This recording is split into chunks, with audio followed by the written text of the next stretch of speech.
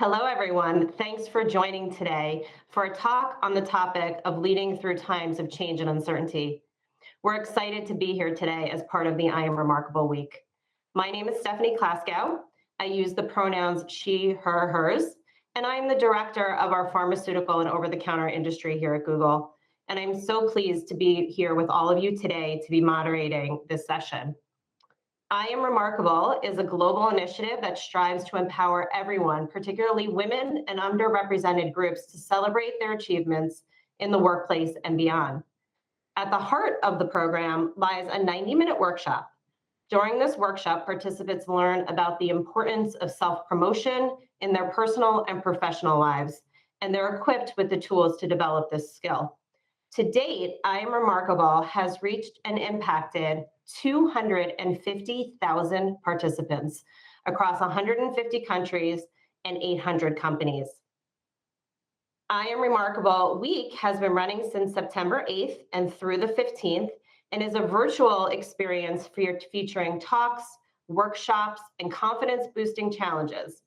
Its goal is to celebrate the power of diversity, equity, and inclusion and allyship, while empowering everyone to celebrate their achievements. So today, I am joined by our esteemed partners at GlaxoSmithKline, GSK. Louise Kristensen is the Global Head of Partnerships for GSK Consumer Healthcare.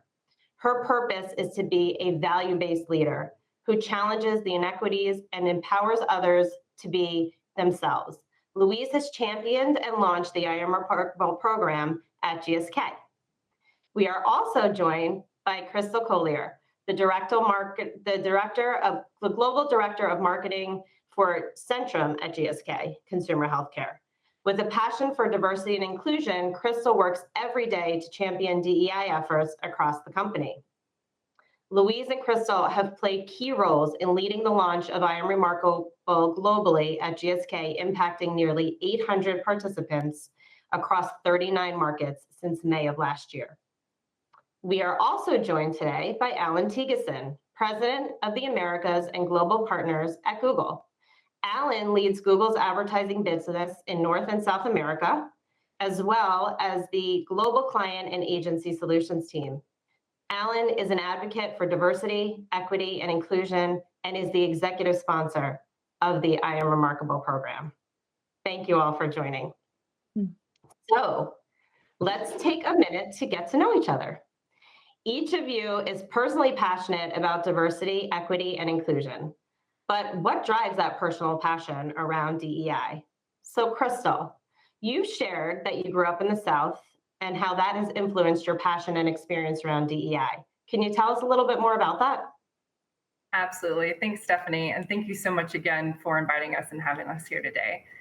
I'm Remarkable teaches us, and we talk a lot in the workshops around culture and community and the impact that that can have on influencing our abilities and perceptions of not only ourselves, but also others. And when I reflect back on growing up in the South, it's a mix of different experiences that have impacted my approach to be more inclusive and to be more respectful of others. And whether it's the journey my husband and I have been on as a mixed race couple living in the US, to meeting one of my best friends at university, first day in French class, who grew up in Dubai with different religious beliefs than I did, to recognizing that I didn't quite fit the mold or stereotype of what it meant to be a Southern belle. It's been an evolution for me. So, I'll never say no to some fried chicken. But to that last point, as I started to think about what I wanted to do in my career, at that point in time in my community, I didn't see a lot of representation around what I would deem as women in corporate America. A lot of those jobs and roles that I was kind of interested in exploring were held by men.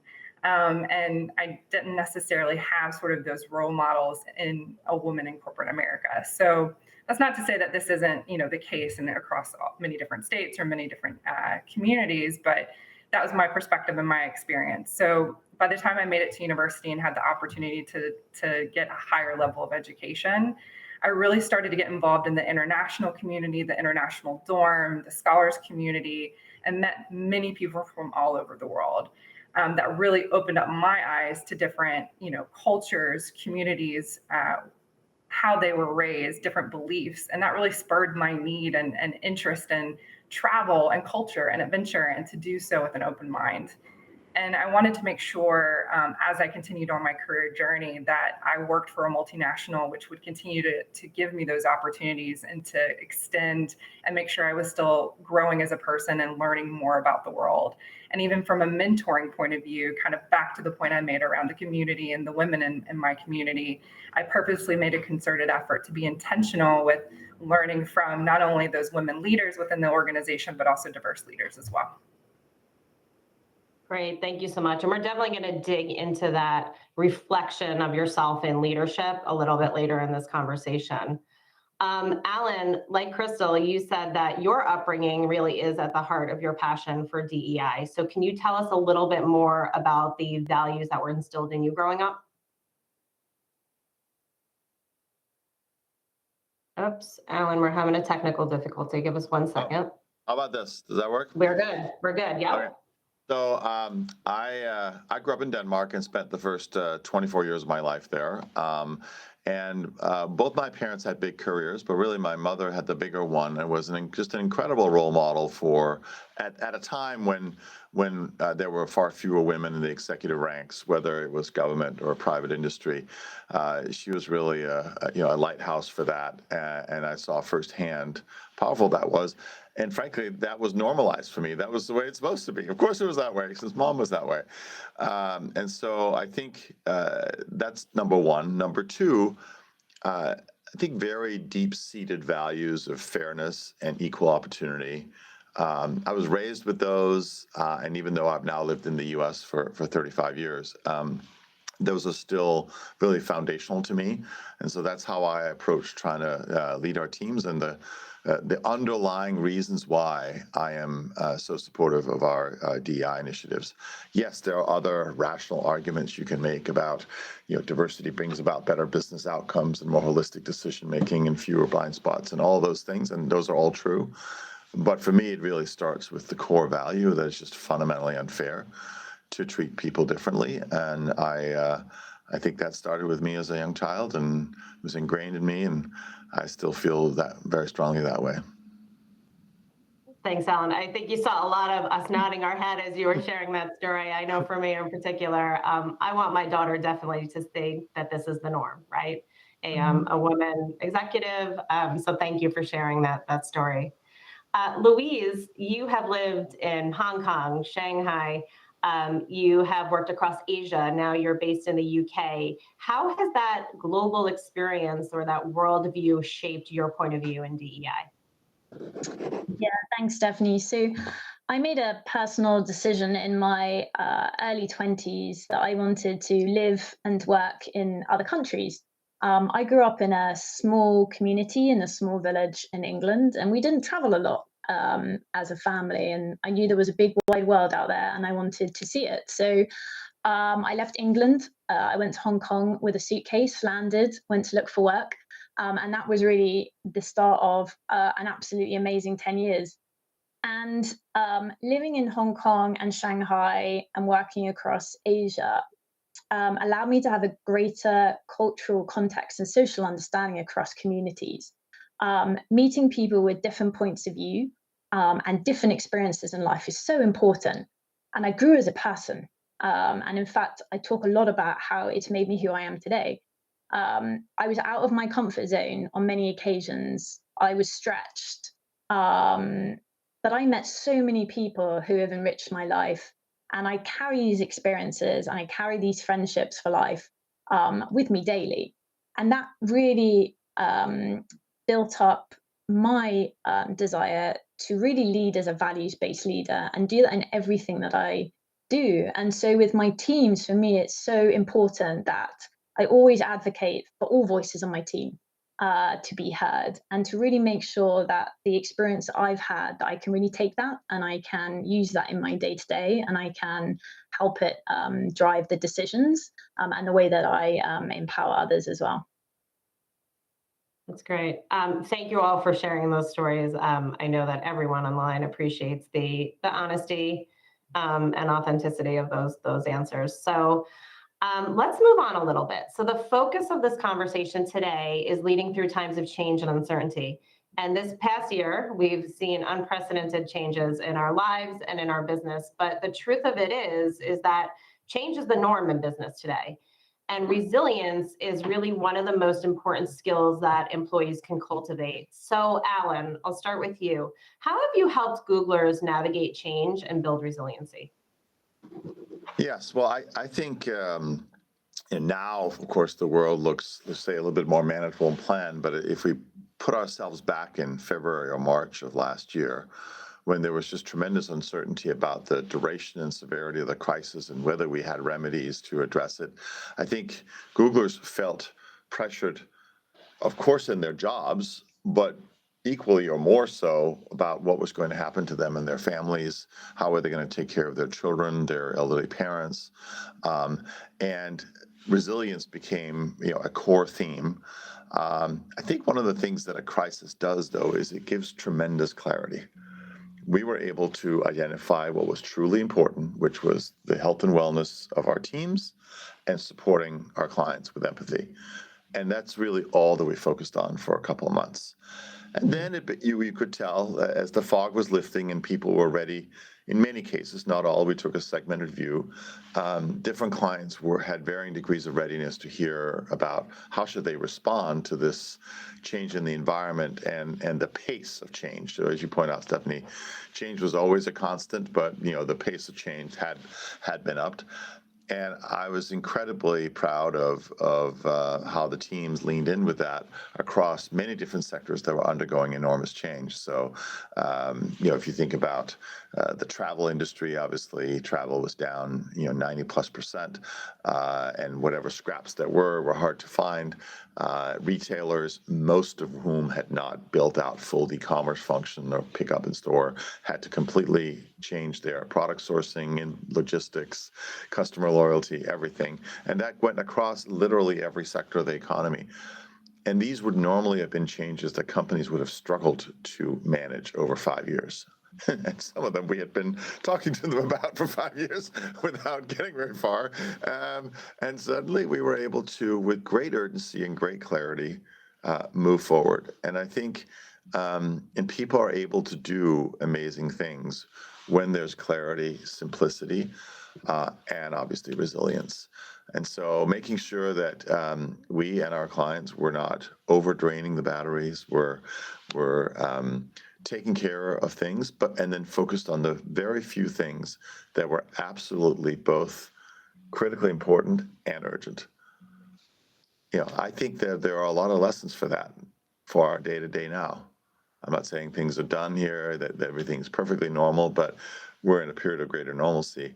And losing those habits of both resilience, but also of clarity and purpose of decision-making and communication, I think would be a terrible shame. Because I think if you ask everyone, clients, your employees, it was much easier.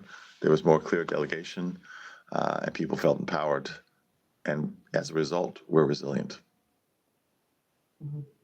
Yeah, well, obviously in the healthcare industry, we certainly saw that great change and the pace and change and the focus, and we did amazing things in healthcare, and the industry overall is very proud. Louise, let me pass it over to you. GSK has been through some significant org changes, including a joint venture with Pfizer and the upcoming spinoff of the consumer health organization. How are you helping your employees navigate this change and build resilience? Yeah, sure. So for me,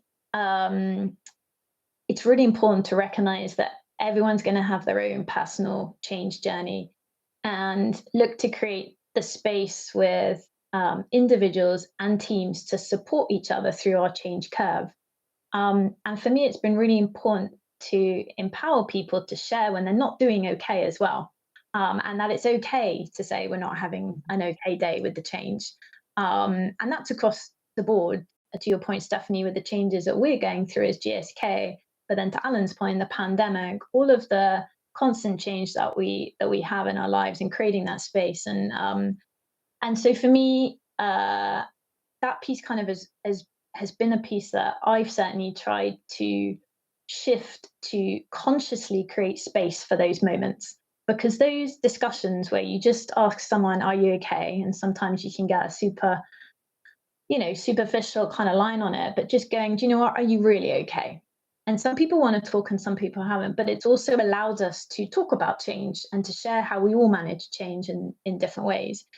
And then on top of that, equipping teams with resources. So managing and having the space for self-reflection on where you are with your journey is key. And then helping to build resilience. So it's a constant conversation. And I think that's important, not just we're having a moment of change in our organization, let's support, but let's have this ongoing way that we can manage change together. And then I think also importantly, it's critical to give ourselves space for self-care. We've created wellness days in GSK as well. So no meeting days. And we take the space, it's a personal, what you want to do on that day to recharge and reset energy, and to do things that help us manage our wellness.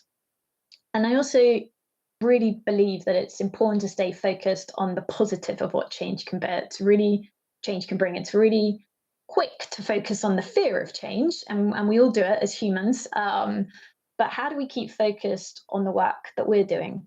How do our priorities line up to the bigger company strategy? And I think when you start to make those mental connections with what you're doing and the work that we're driving, it kind of helps to imagine the future and the possibilities to come. So that's a little bit of the way that we look at managing the constant change and helping to build resilience.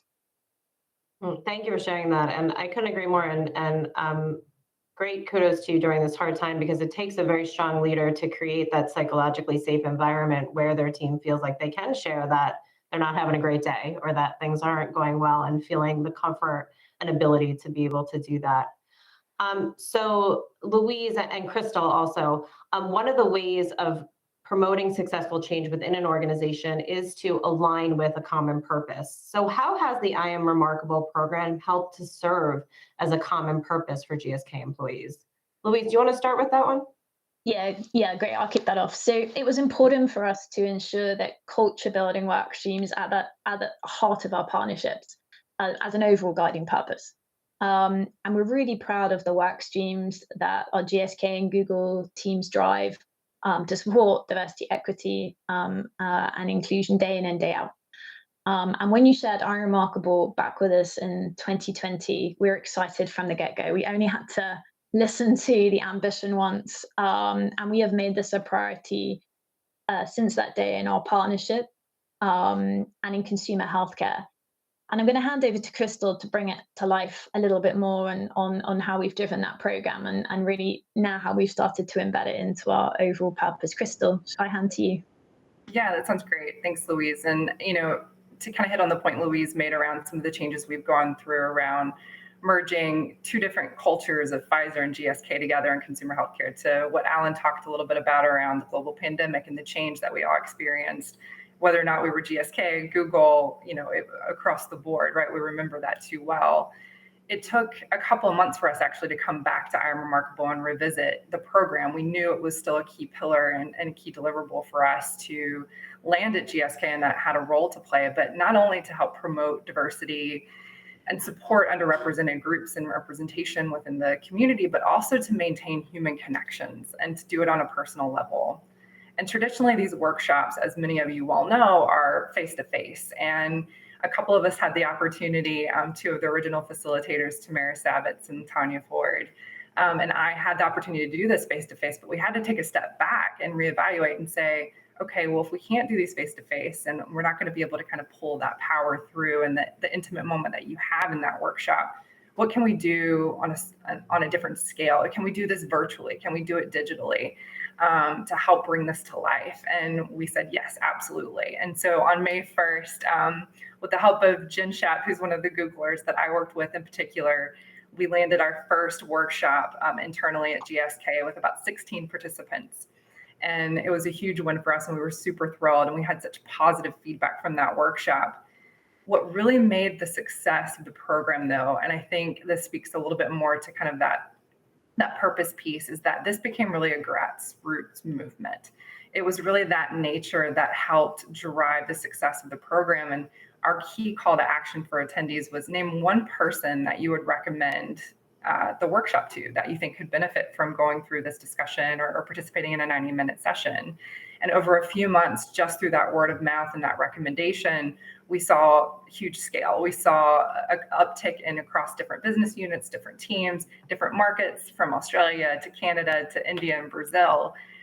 It's that credibility that really kind of drove the recommendation from a colleague or someone that you trust in a time of so much uncertainty and change and a lot of change happening at one time. It wasn't a top-down initiative. It wasn't here's your L team member saying you have to attend this 90-minute workshop. It really was a natural recommendation that resonated with others. And for me personally, I know it gave me a lot of purpose and satisfaction and driving this type of scale and this type of program. And I know I can speak for some of our facilitators that would say the same. And I think that that's really the role that I'm Remarkable had to play. It's such an amazing story, because I remember years ago when I Am Remarkable was first brought to GSK and how successful it was in person, and to see how you have developed this program and really use the personal engagement and the human connection aspect of it to help the team through this really hard time has just been so amazing to see. So we thank you for continuing with it and editing as needed to make it work for this really hard time. So let's move on to some more questions. So when there is time of significant change within a company, building culture becomes even more important. So Allan, how has Google built an employee culture in this virtual world? And I see that you're sitting in an office right now. I am still at home. So how are you going to continue that culture in that kind of world where some of us are in the office and some of us are home? Yeah. Well, look, I don't know that we know perfectly exactly how that's going to play out, but let me just say, I would say Google has historically relied on its offices as gathering places, and we've invested a lot in them, and there were a lot of services available, and it was all with the idea that bringing people together in person, whether it was over a meal or in well-equipped meeting rooms and so on, would foster creativity and collaboration. And we're a matrix-oriented organizational structure, and so there's always been a lot of emphasis on collaboration.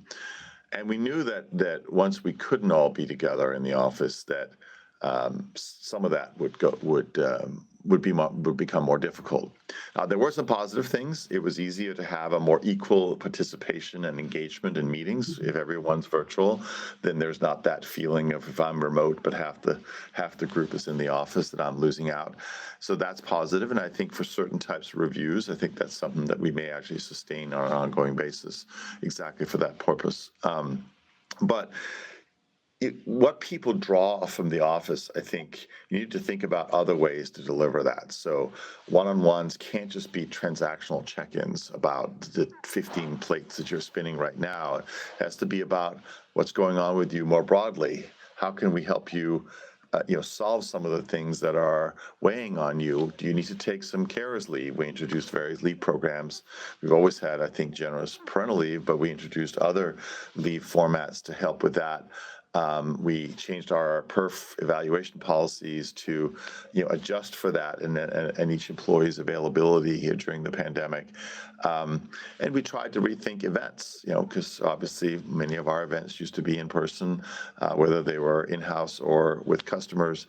And we tried to find ways to make virtual events engaging. And I think, look, I don't think there will be a perfect substitute for the kind of one-on-one engagement that you can get and the serendipity of bumping into people at an event. Those are two things that are hard to replicate. But if you really work at the understanding the virtual environment and how to make it engaging, I think you can make a lot of progress. And we've, I think, made tremendous progress both in our in-house and external events that way. And we'll carry a lot of that forward. In terms of how we are mapping this going forward, we've said that if your job allows it, you can apply to work fully remotely. And for a lot of folks, particularly with our technical jobs that don't have day-to-day customer interactions and that are capable of working very independently at a place in their career where that can work, we've got a good high teens percentage of employees that are in that situation. And so we had a process for applying for that. For the rest, we said, first of all, if you're not in the right location and you could work from a different office, you can apply to transfer. So many of my teams could do their work from many different locations. If you're working, let's say, as an analytical lead supporting GSK and many other companies, well, typically, you had a choice. You realistically had a choice of offices, and we allowed people that flexibility, and a lot of folks took us up on that. And then, assuming you are mapped to a particular office, we said, well, how about 3 days a week? 2 days a week, you are free. You can come in the office if you want. It'll be available for you, but we'll have 3 days a week. And we'll anchor in the business org them around the same days, because part of the point of coming into the office is that you want to be there when other people are there. So we made it Tuesday, Wednesday, Thursday, but obviously if GSK wants to meet with us on Monday, then we'll come in on a Monday. And then to add to that flexibility, we added 4 weeks a year where you can work from anywhere. Including internationally. And so I think we're trying to come up with models that give people so much more flexibility than they've ever had before, while attending to the needs of developing our people, enabling group work, and then for client-facing teams, being close to clients and engaging with them. Have we gotten that exactly right? Well, I don't really know yet. We haven't really implemented that yet. We had been hoping to be back in the office. In fact, I had planned this trip, currently sitting in our New York office, around being here for the opening of the New York office. Well, unfortunately, we've had to postpone that by a few months. So now it's scheduled for January. So we will see when we get to the spring. But I am hopeful that we have created a model that is, acknowledges all the diversity of people's situations, the work that they do, the needs of the business, and as a baseline, just created so much more flexibility for people. And then we have to figure out how to do some of these hybrid meetings that I was just talking about, and other hybrid activities, and what work really should be done in an office versus should be done at home. And we're developing a lot of best practices around that right now. But I don't think we have all the answers, and until we're really doing it at scale, it's a little bit hypothetical. So ask me in 6 months, knock on wood. And also a plan that really takes into account how successful the teams have been from working remotely, with giving people the flexibility of the hybrid work schedule. Thank you for sharing all that, Allan. We appreciate it. Crystal, can you tell me a little bit about how GSK is investing in culture and people? Absolutely. And Allan noted on the Monday meetings, we'll avoid, we'll schedule more Tuesday, Wednesday later in the week. You know me, I'm always happy to come to the New Jersey office on a Monday. So yeah, exactly.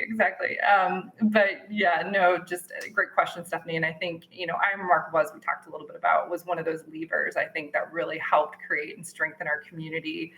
Not only just building the skill set, right, around self-promotion and talking more openly about our achievements, but to do so in this virtual working environment, which we've just talked a little bit about. And, it's a change in pace where you don't have that face time with your team or your managers. So I think that was definitely a way for us to help facilitate that, to build that skill set and build that confidence in our employees to be able to do so.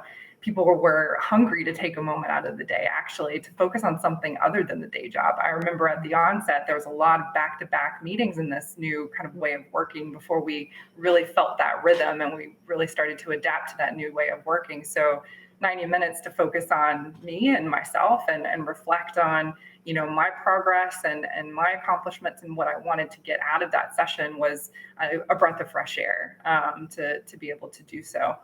I recall one of our facilitators mentioning they were in a session with a colleague they had never met before, which I think was also a really special part about this program and doing it virtually, was that you might be in a workshop with a colleague in Brazil that's in R&D because you're in marketing and you would have never met them before because you're based in the US. So, bridging and building that sense of community in a virtual environment was really unique. But that person in the session actually said that they felt so empowered from the I Am Remarkable workshop that they had put themselves forward for a promotion because they were now able to see themselves in a different way. And that story is just one of many that I'm sure we hear not only at GSK, but also just across the I Am Remarkable program, that often people are walking away from these sessions not only with a different perspective of themselves, but also their accomplishments and the people that they work with. So whether you're an associate brand manager based in Brazil or you're the CMO based in the UK, the playing field is leveled and you're a person and you have a story and you have a time to sit and reflect on what makes you you. And it's not about the title. And so today, I know, Stefani, you mentioned this at the beginning, I'm pleased to say we have broken the 800 mark for GSK employees across those markets to elevate that conversation around self-promotion. And that's just based on what we were able to impact as of May of 2020. So there's definitely other pockets in the organization where facilitators have maybe come across this program in a different way that haven't come through necessarily what Louise and I have been driving. But strengthening the community during these big moments of change as we continue to evolve and become that new organization, I Am Remarkable has played definitely a key role in helping us invest and drive that new way of thinking and new way to approach culture. Thank you for sharing that story. And I'm sure that that story about the person getting the promotion or applying for the new role, hearing stories like that must keep you going with this, right? Because we know it's a lot of work that both you and Louise put in. So I'm sure that's your payoff, right? Those great stories. Louise, what culture are you looking to build moving forward at GSK? Yeah, thanks, Stefani. So I'm really excited to talk about our culture that we're looking to build, and that's really going to drive our purpose and strategy. And so, to your point earlier on, as a consumer healthcare business, it's clear that what we do matters, but also so does how we do it. And so we talk a lot about how everyone in our company has a role in creating and shaping our culture.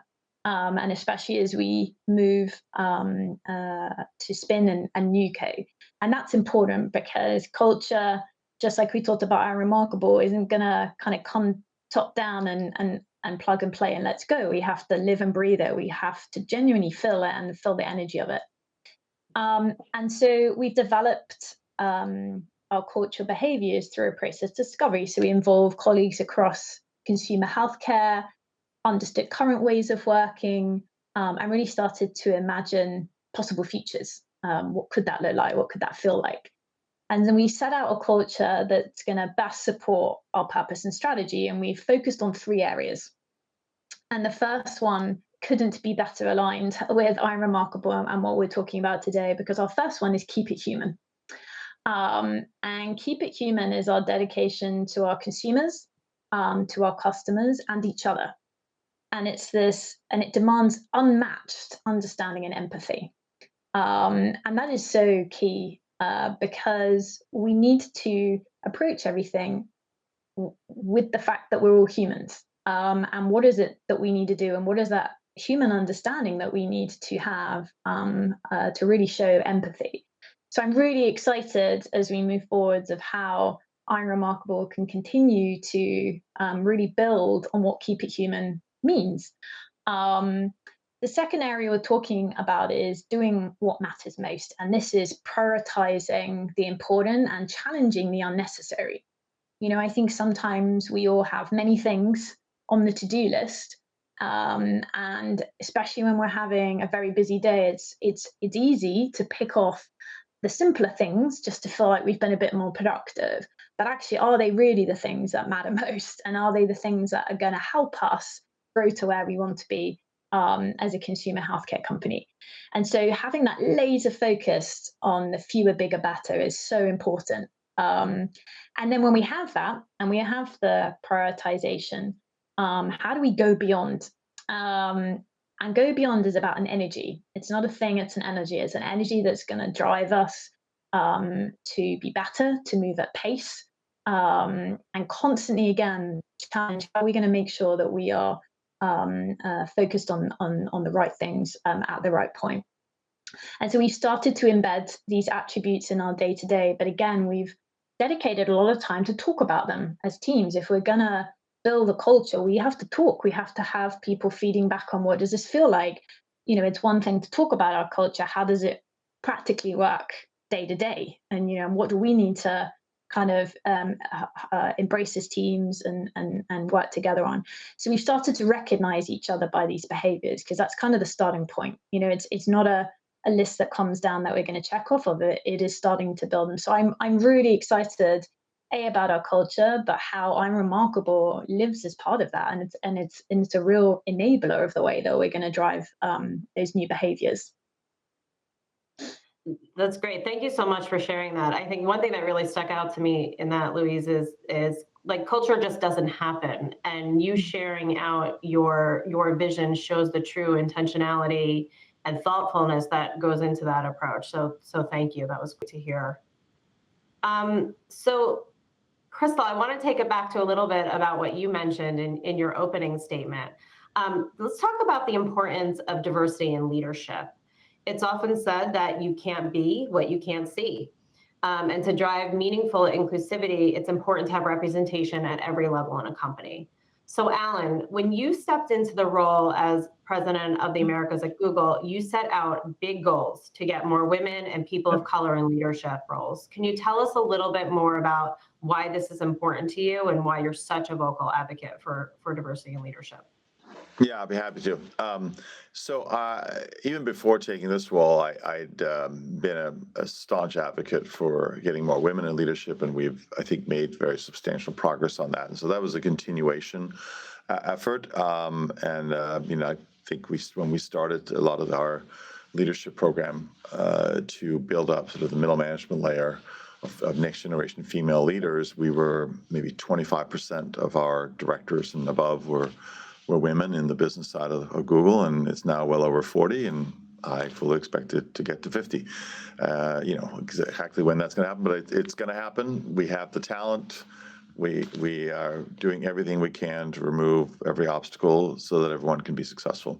So I think that was on a good path. But it was very clear to me, to your question, that we were not nearly as far along and not in nearly as good a place on minority representation and success. And so I really tried to apply myself to that problem over the last 4.5 years, and I think we're at an earlier phase. There's some green shoots, and I think you can't make progress on what you can't measure and what you don't talk about. And so we really started to looking at hiring, at retention, and at progression, and then at indicators of sentiment. Those were sort of some of the key variables that we looked at. And I think hiring is often the one that most people focus on, and appropriately so. You can't fix the problem without fixing hiring, and we, I think, made very substantial progress on that with a variety of changes to our hiring practices, and I'm pleased with that is now.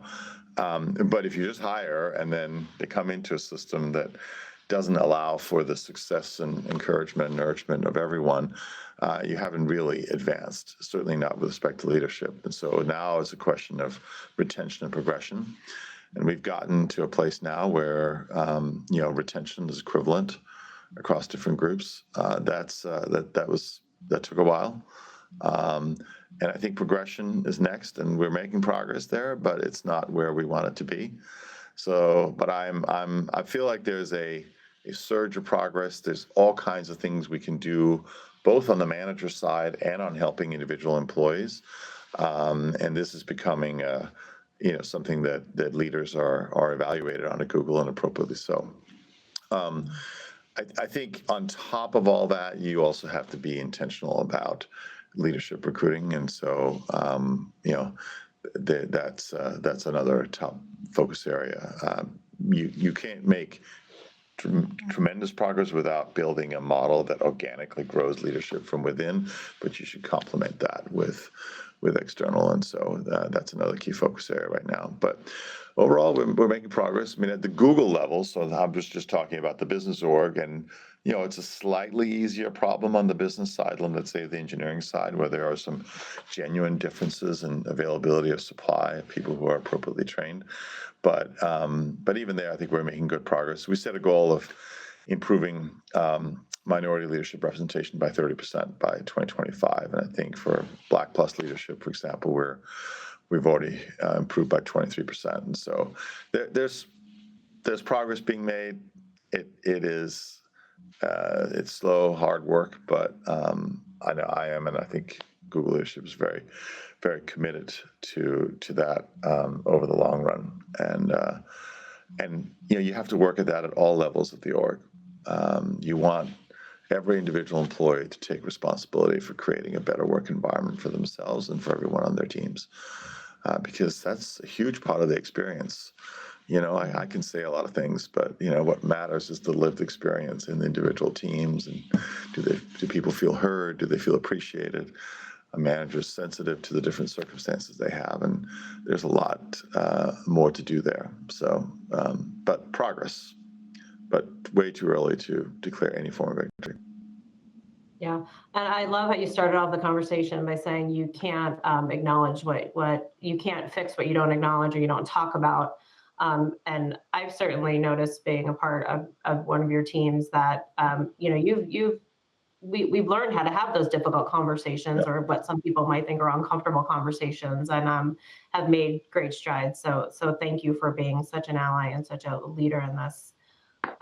Louise, what are some of the efforts that GSK is doing to embody diversity in leadership? Yeah, great. So our approach, which is focused on our people, our business and community, starts inside our company, and we're committed to being more proactive so that our own workforce reflects the communities in which we operate, and that GSK leadership reflects our GSK workforce. And so GSK leaders are responsible for ensuring inclusion and diversity is an everyday reality for their teams, and it's a fundamental expectation of each and every leader. So we have Keep Growing Campus in GSK with lots of different materials to support inclusion and diversity for GSKers. And we've made sure that inclusion and diversity is a real focus of our development leadership program. So across the board, how do we make sure that that is embedded in everything that we're doing, and that we have a common way that we're really making sure across the board our teams see that and they feel that and they have the support with that. Great, thank you. And Crystal, as someone who is deeply passionate about driving change, you have really demonstrated, in particular through this program, I Am Remarkable, that leadership comes at every level. So how are you thinking about continuing to foster DEI at GSK? Yeah, thanks, Stephanie. I think, obviously I'm Remarkable has been one of those tools and vehicles, right, to deliver some of that change. And before I answer a little bit more directly, I want to tap on something that Louise just mentioned when she talked about, ensuring that we are representative of the communities that we serve. As one of the world's leading healthcare organizations, when we talk about the real consumers and the consumers that we serve in those communities, this is diversity of age and gender and sexual orientation across the board. And as we say in my line of work, we're more than just a demo that we're going after, right? There's so much more to that. And so making sure that our brand communications and from a marketing perspective reflects that diversity is an absolute must do. And part of what we've been able to do to drive some of that change, a couple of us in the Marketing Edge organization got together and formed what we've coined the Coalition of the Willing, which I think Jerry Dake and I have to think for that name. And for those of you that might not have heard the term Marketing Edge, it is a team within our marketing organization at GSK. That's a bit of probably a new term. The aim of this group is really to make sure that we keep GSK on the cutting edge of marketing for today's connected consumer, but to make sure that we're really driving that relevancy in our brand comms. And this coalition, this group of people that came together really are all passionate about driving that real change and encouraging diversity and inclusiveness across every aspect of the marketing campaigns that we can touch. So that includes, for those of you that maybe aren't as close to marketing, not just the talent that you see on the screen at the end of the day or on the TV channel as you're flipping through, but it's behind the camera, it's the production crews, it's the content, the design, the media buys, everything that goes into that. And I believe one of our colleagues, actually, who's in media and digital, spoke on a panel last week during our Remarkable Week for a panel around leading with empathy and change. And to quote her, it's the small things that can make the big changes. So shout out to Kat for that. And I think that really embraces the answer to your question, Stephanie. It's that leadership doesn't have to just come from the top. Together, when we bring sort of our collective expertise to the table, we really want to try to focus in and create sort of the culture and the change that we want to see. The small changes can add up, and sort of this concerted effort from different players within the organization, even at an organization like GSK and Google that's so big, can drive that change. And if we encourage others, and I personally work to amplify the great work that's being done across the organization and to champion some of those colleagues that are doing great work where I can, that really is going to help drive representation and making sure that we have the voices lifted up within the organization that are driving that change. That's great. Thank you, Crystal. Actually, let's build on that a little bit. Let's talk about how your values as a corporate culture do need to shine through in the marketing efforts that you are putting out there for your consumers. So, Allan, Google recently launched Allan, an inclusive marketing toolkit that out to the broader marketing community. Can you share a little bit more about how that came about and the traction that we've seen so far in different industries? Yes. Yeah, I'm very proud of that program and of our marketing team. I mean, they've been working on inclusive marketing for years, so wasn't a new thing. I think there was 4 or 5 years of work that went into this, and of course you got to be. We've made a lot of mistakes along the way, and so I think the first thing Lorraine and team would say is, let's be very transparent about all the ways in which we failed, so that others can learn from that. But I think the cumulative effect is there's a really impressive toolkit available, and I think we can send out to the attendees a link to that. And we even then, once we had sort of the sample toolkit ready, we went out and did interviews and presentations privately before the public launch with over 600 marketers and agency team members to get their feedback. And as a result, I think this really incorporates the best practices and learning from across the industry, and has been extremely well received. And I mean, when I do executive reviews with the CMOs and even boards, this is a top of mind topic, and they're very, very keen to hear more about it. And so if it's of interest to you, I hope that you will take a look at the kit. It's so important, and as I said, it's not just about who's on the screen. It's about what stereotypes are you reinforcing? Are you looking at the whole supply chain for marketing, and what's the messaging? And I think that once you see all that goes into it, it's very comprehensive, but at the same time incredibly intuitive and commonsensical. And once you think about it, well, of course we should be doing that. So please take advantage of it. We'll share out how to access the materials. Thanks, Allan. Crystal, anything that you want to add to that? Yeah, absolutely. And I talked a little bit about the diversity and representation and the coalition work that we're doing within our own marketing culture and driving sort of purposeful and positive representation in the work. And I think to Allan's point, one of the key objectives for us in the coalition this year, which I think Louise spoke a little bit about briefly, was we wanted to develop the capability for our people and our brands. And so we launched an e-learning module that really is more around the end-to-end kind of inflection points within our marketing process, where we can actually challenge each other, where we can utilize tools like the All-In playbook that Allan's just spoken about, as well as other external tools like the Unstereotype Alliance 3P framework, to make sure that we are unstereotyping that work. And insights being one of those first pillars, I think it's a great piece of work that Allan and the team that Google's put together, really, that speak to unpacking and better understanding these different underserved communities, and how can we actually make sure that we're weaving that into our marketing process at the onset of that journey. Great, thank you. And Louise, just quickly, you focus on a lot of global partnerships. So how are you thinking about that from a partnership perspective?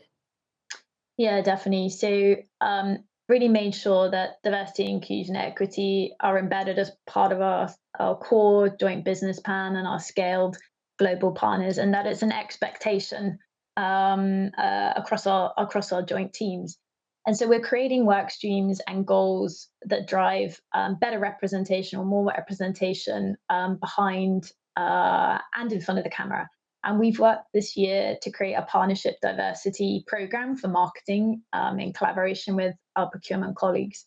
And this is where we're really driving inclusion and diversity commitments and goals. These are joint commitments and goals with our partners, as I said, kind of equal accountability. And we're beginning this with the US, where we're going to focus goals across talent, brands, and spend together. And really making sure that we build this out. So I think it's the core central part, rather than, we've never looked at these work streams, and you can attest to this via Remarkable. They're not kind of add-on programs. They live and breathe, and they enable everything that we do. So yeah, that's a little bit of how we're kind of making sure that these work streams are central to the partnerships that we have. Great, thank you. So we have about 10 minutes left. I'm going to open it up to some questions, which I already see a bunch coming through. So Crystal, this one is for you. What has been the most challenging moment of yours and GSK's when in the I Am Remarkable journey, and how did you get through it? That's a good question. Challenging moment. I'm not sure if I would word it as challenging, but I think probably one of the problems or issues we wanted to try to solve when I think about launching the program and kind of driving the scale and really embedding this into our ways of working is the re-engagement with our community. And it's actually something we partnered with some of the Google team on to kind of think through, was how do we continue to engage with such a passionate group of individuals and make sure that we continue to help them evolve their journey. Through the program, right, there are recommendations, tips and tricks, and definitely a community of resources where you can continue to evolve your skills around self-promotion. But we wanted to tap back into and re-engage with our community and those that had gone through and participated in the workshop. And so for our 1-year anniversary, we actually came together and we ideated around a couple of topics that were really resonating in the workshops that a lot of the facilitators had participated in. And we said, okay, this one's really popping to the top on how to make your work visible and how to make sure that we are driving the opportunity to make sure we have a forum to share our accomplishments and how to continue to do that as we evolve our ways of working. So we launched micro sessions at GSK in conjunction with our Google partners that were really 25-minute snippet meetings over lunch or at the end of the day, depending on your time zone, where we kind of unpacked this topic of visibility. And we had Google kind of come in as guest speakers to talk about it from not only a different corporate perspective, but also their personal experiences as they've grown in their career. And then also was led by our GSK facilitators, which gave them another opportunity outside of the I Am Remarkable workshops to lead a discussion and play a role and help champion and inspire our community. And we had great success rate. Hopefully we'll get more. We're actually launching our second round of micro sessions on another topic around performance and utilizing some of the tools that we have at GSK in the latter half of this month. But again, that was probably one of the challenges we did, I guess challenge is the appropriate word, that we did have to navigate, was how do we want to reconnect and re-engage and make sure we're driving that skill set home. That's great. And sorry, go ahead. No, I was just going to build. I was thinking about what the most challenging moment for myself was, and it was actually saying the words "I'm remarkable." I'm honest, the first ever workshop. I didn't realize how challenging that was going to be. So yeah, it just took me back to my first workshop. Likewise, I very much remember that feeling as well. But Crystal, it's actually ironic because you shared the story about how one of the sessions was on how to make your work more visible. We have another question that just came in. And Allan, maybe I'll send this one over to you. How can employees who are working remotely ensure that their work is visible in a hybrid work environment? And how can managers be inclusive to make sure that they're getting what they need? Yeah, let me start with the second half first. I think obviously super important to avoid biasing yourself towards people that you happen to see in person and really focus on the output of work. And to avoid bias there, I think it's important, obviously to the extent that their work lends itself to objective measurement, like a salesperson, you start with that. But beyond that, taking input from others. So it's not just about who you know, but I think you rely more on the feedback from others as a holistic assessment of them and their work. You can make sure that you have quality time with them individually to understand what they're working on. I think those are all good, but I don't want to create a Pollyannish picture here. Look, I think there will be managers that will find it hard to disregard the fact that there are some people that they can see and engage with in person, and others that they only see on video.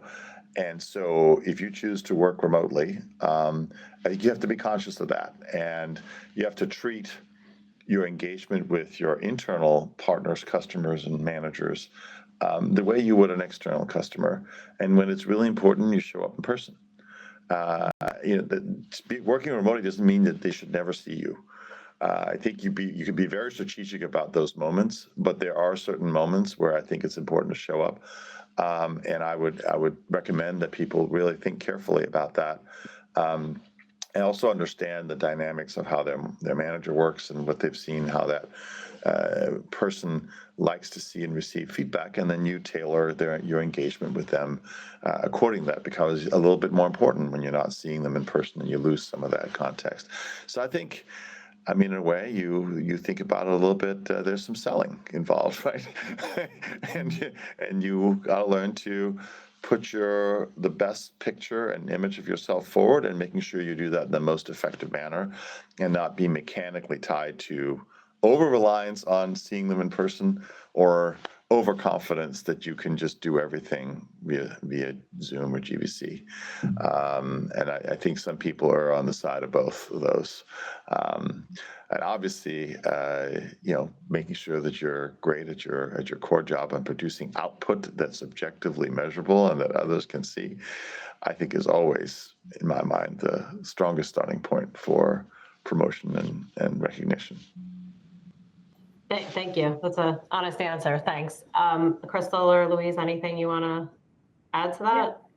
Yeah, if I can just add a build on that too. I think, so given that this was actually the topic of our micro sessions that we had in May, one of the things that had popped up from that as well, and I agree with, some of the points that Allan put out there, but I think one of the interesting pieces, if we tie it back to the culture that we're trying to build, and what I Am Remarkable has also brought to the table, it's not only just about self-promotion, right, and sharing those accomplishments and making your work visible, but I think it's about building a culture where we want to lift up and be allies for others, right? And I think that's this idea of sponsorship and allyship, and making sure that we're elevating those voices and amplifying the work that's being done, not only by ourselves, but also by some team members. And I know some people find sometimes that's easier, right, than self-promotion. And I think that that's another avenue that we started to unpack a little bit in micro sessions. That's also a helpful takeaway. I love that, Crystal. And if you can find a way to reinforce that as culturally encouraged behavior, and have that feed into what managers see and evaluate, love that. So kudos. All right, great. Quick lightning round. I personally can name 100 reasons why each of you are remarkable, but in the spirit of the program, I'm going to throw it to you. Tell me why you are remarkable. Louise. I'm remarkable because I never give up, whether it's driving for transformation and change in my day-to-day work, or just striving to be the best possible role model that I can be to my kids. Thank you. Crystal. Was similar to Louise. I am remarkable because when I find something I'm passionate about, I'm 110% committed, whether it's scaling I'm Remarkable, learning about a new country I'm traveling to, the color orange, if you haven't guessed, my favorite. My dad always said, whatever you do with your might, things half done are never ever done right. And I think I really embody that spirit. Thank you. Allan? Yeah, I would say, I think I'm remarkable because I strive to be fair at all times, and I really work hard to enable equal opportunity for everyone.